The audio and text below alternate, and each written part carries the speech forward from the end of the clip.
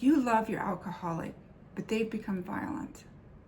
Today we're going to talk about some options that you can take in those situations.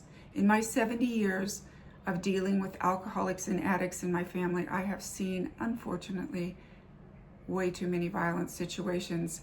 And back in the day, we didn't have the resources we have now, but now we have a lot of resources that we can turn to and a lot more awareness. So we're going to talk about some options today.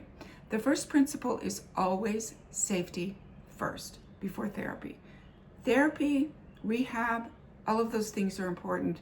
And if your loved one has become violent, it's probably a good chance that they're going to need that in the long run.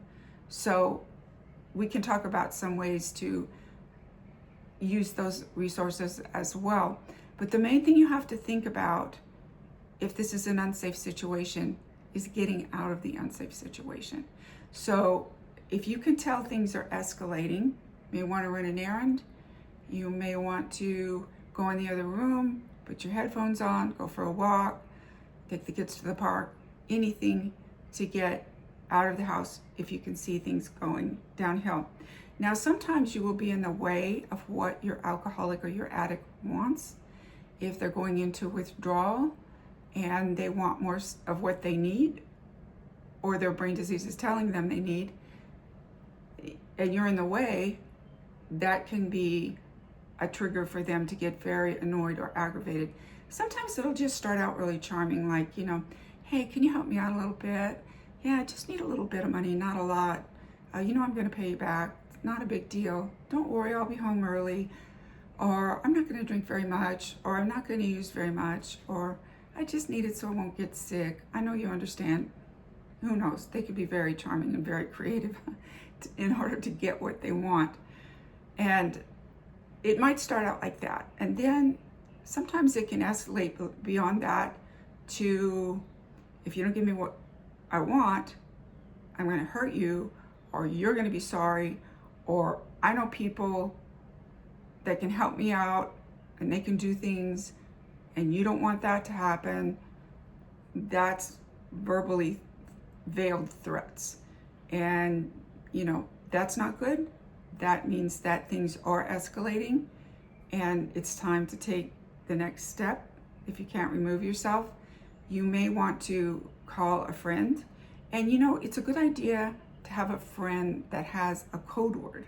So you can call them, say your code word, whatever you need to say, and they can either come over, or they can send help, or they can send the neighbor over, or something like that. So think about having that in place beforehand if you think things are going to go south. Now, if they become physically threatening, like blocking the door, getting in your face, or any other kind of threatening behavior, hopefully not attacking you, but if it gets to that, the most important thing, again, is to get out of that situation, to leave. And at that point, you do need outside help. Definitely need outside help.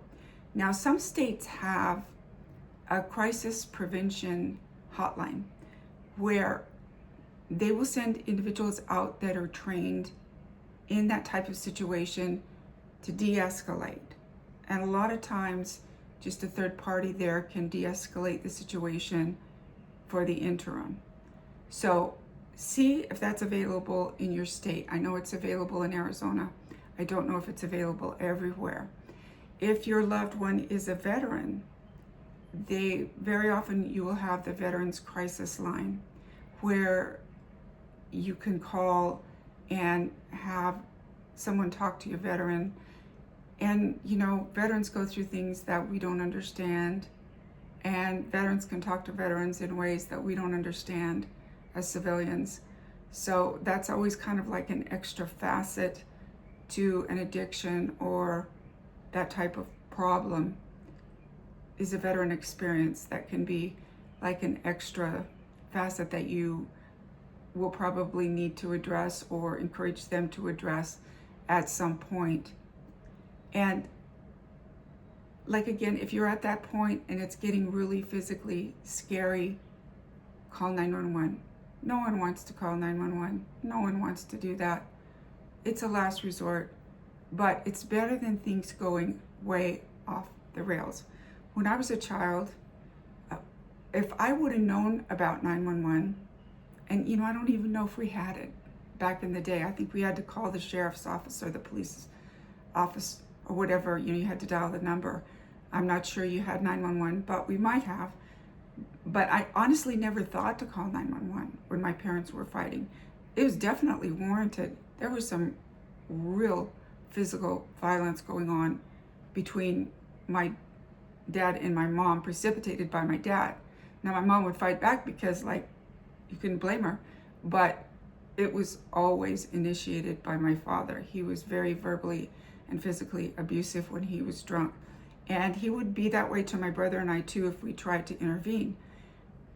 And we didn't do that very often, but there were times when we did try to intervene just to try to, stop the insanity.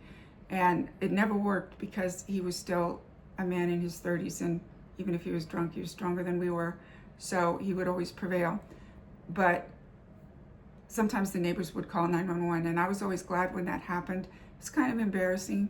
I'm not sure which neighbor called, but yeah, it's not something you like as a child to have the police showing up at your house because the neighbors called. But it's better than having things go way, way south. There's another form of violence that we don't really think about a lot, and that's stealing. So keep that in mind if your loved one is stealing from you. That's a form of violence. You definitely need to address it. And if things have gotten to this stage, you need outside help. You really do.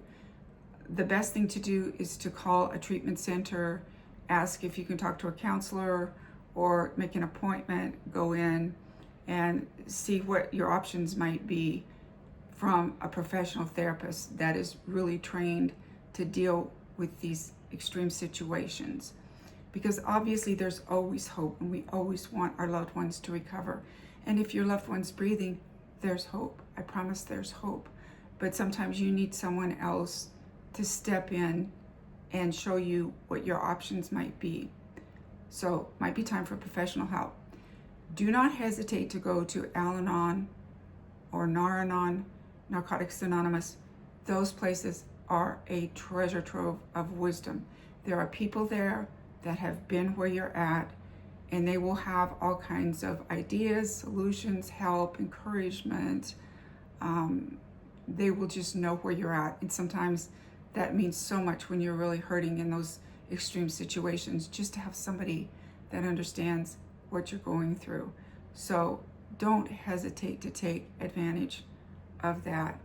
And know that with the Lord, there's always hope. Romans 4 talks about Abraham believing in hope against hope. He believed. That's what one of my translations says. And I just love that translation. Have you ever been there? Have you ever been in hope against hope? I have. And I can tell you this, God is faithful. He wants you safe. He wants your loved one safe. He wants your loved one healed. And that's what we're here for, is to walk with you along this journey. We never meant to walk this journey alone. My name is Sally New, and I help Christian women set doable, healthy boundaries that promote family peace and also just point toward recovery-related solutions. So reach out to me. There's a document below that you can click on the link and download it. Just help you to take a deep breath, remind you that God is on your side. We're here for you. Reach out to me in the comments. I would love the chance to pray for you, and I will be back soon in the next video. So I'll see you then. Be praying for you in the meantime. God bless.